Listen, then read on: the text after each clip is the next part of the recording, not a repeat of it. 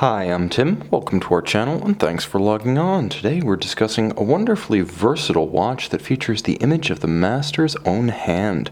This is the Berguet Classique 3330BA, 36mm in yellow gold. You can see this day-date moon phase Breguet timepiece on our website. Purchase it there, subscribe to our YouTube channel if you enjoy these videos, and please click on the card in the upper right hand corner of the screen at any time during this video to see our full sales listing for this watch with additional accessories included in the sale, high resolution images for your desktop, and naturally complete pricing details for this handsome automatic winding multi-complication Breguet.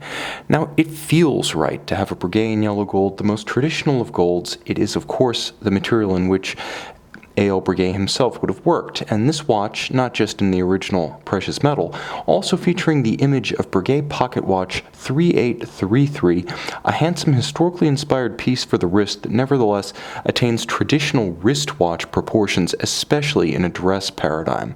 Now the watch is easy to wear on my 16cm circumference wrist, 36mm across the round of the case, not including the crown. It is quite slim.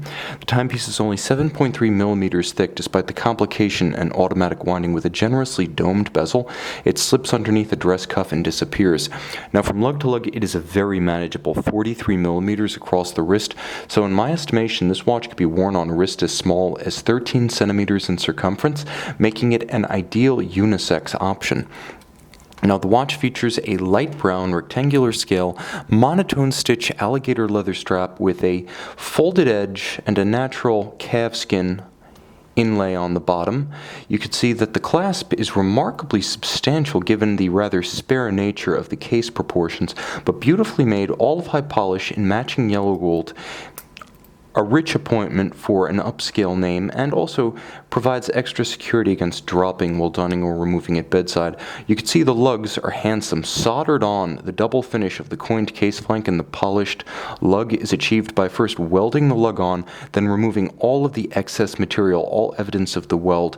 The case flanks are coined by cold rolling and then hand finishing to produce that iconic case band, and you can see it features strong character lines to complement some of its sensuous curves in the form of the junction, and there's a little bit of cantilever and overlay between the bezel and the case band and the case back and the case band. You'll also note that the strap is borne on the lugs by screws secured on both sides. I find that to be reassuring and upscale compared to conventional spring bars. It's how it should be done on every expensive watch.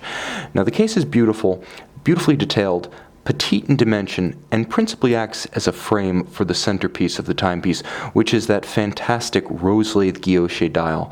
Now you can see this is truly turned on a rose lathe. Several different finishes here. You can see there's a satin metallic finish about the registers for minutes and hours, also the age of the moon. You can see there is a cross-hatching clou de Paris that has a sort of convergence pattern outboard, and then inboard a very linear gridded style clou de Paris for the inner dial.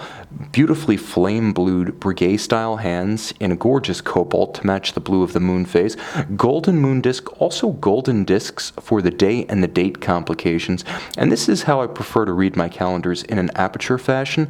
Now, aside from the case lines, the lug style, the hands, the beautiful solid gold dial silvered and cut on a rose lathe by a traditional guilloche artisan, there's a beautiful balance about this dial. And one of the elements that folks often ask about on modern Breguet watches, the secret signature, which you can see flanking the Roman numeral 12 at the top of the hour register. Now, turned over, you can't quite see what's inside, but I can let you know. The ultra-thin profile achieved by what's known as Breguet Caliber 502T, it's based on the long-running and ultra-thin Frédéric Piguet P71. It's not quite a micro rotor, it's not quite a center rotor, it's a sort of quirky ultra-thin 3/4 rotor with a 45-hour power reserve, automatic winding, and a 21,600 vibration per hour beat rate. That's how this watch manages to measure a full millimeter slimmer than an Audemars Piguet Royal Oak Extra Thin.